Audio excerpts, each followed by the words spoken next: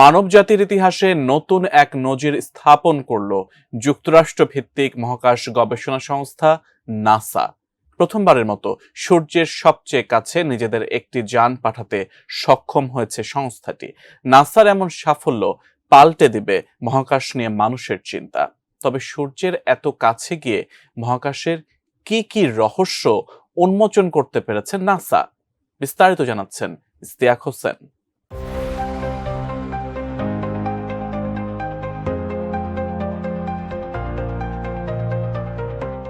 নাসার একটি মহাকাশযান ২৭ ডিসেম্বর সূর্যের সবচেয়ে কাছে যাওয়ার মাধ্যমে নতুন এক ইতিহাস তৈরি করেছে। বড়দিনের অনুষ্ঠান চলাকালীন বিশ্বজুড়ে খ্রিস্টান ধর্মাবলম্বীরা যখন উৎসবমুখর পরিবেশে আনন্দ উল্লাসে মেতেছিলেন, ঠিক সেদিনই ইতিহাস গড়া মহাকাশযানটি সূর্যের বাইরের বায়ুমণ্ডলে প্রবেশ করে। নাসার এই মহাকাশযানটির নাম পার্কার সোলার প্রোব।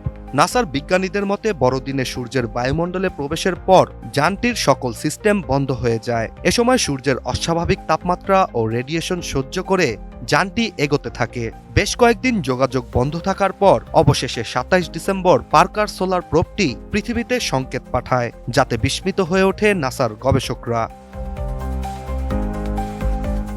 সূর্য কিভাবে কাজ করে সে সম্পর্কে মানুষের জ্ঞান আরও বৃদ্ধি করার উদ্দেশ্যেই নাসার এই মহাকাশযানের যাত্রা।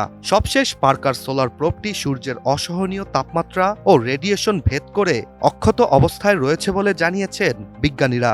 অবাক করার বিষয়টি হচ্ছে, সূর্যের এত তাপ থাকার পরও নাসা জানায় অকল্পনীয় এই অভিযানটি সফল হয়েছে।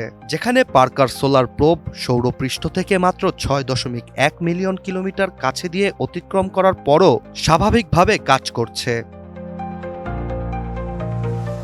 ডিজাইন, এলিগেন্স, বিউটি, সেরা পণ্য সবার জন্য জেভিকো। সূর্যের সবচেয়ে কাছে পৌঁছানোর অভিযানটিতে নাসার মহাকাশযানটি মানুষের তৈরি সবচেয়ে দ্রুত কোনো বস্তু হিসেবে ৬,৯২,০০০ কিলোমিটার প্রতি ঘন্টার গতিতে ছুটেছে। এই গতিতে লন্ডন থেকে নিউ ইয়র্কে পৌঁছাতে সময় লাগবে ৩০ সেকেন্ডেরও কম। নাসার এই সোলার পার্ক প্রোবটি ২০১৮ সালে এর যাত্রা শুরু করে। মজার বিষয় হচ্ছে, বিগত বছরগুলোতে এই যানটি বেশ কয়েকবারই সূর্যের বেশ কাছাকাছি যেয়ে ঘুরে এসছে। তবে এবারই ইতিহাসে সূর্যের সবচেয়ে কাছাকাছি পৌঁছাতে সক্ষম হয়েছে যানটি।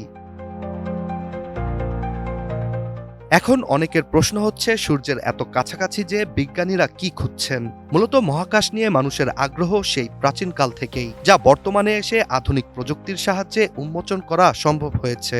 তবে সৌরজগতের প্রাণ অর্থাৎ সূর্যকে নিয়ে মানুষের জ্ঞান বলতে গেলে বৃদ্ধি একদমই পায়নি।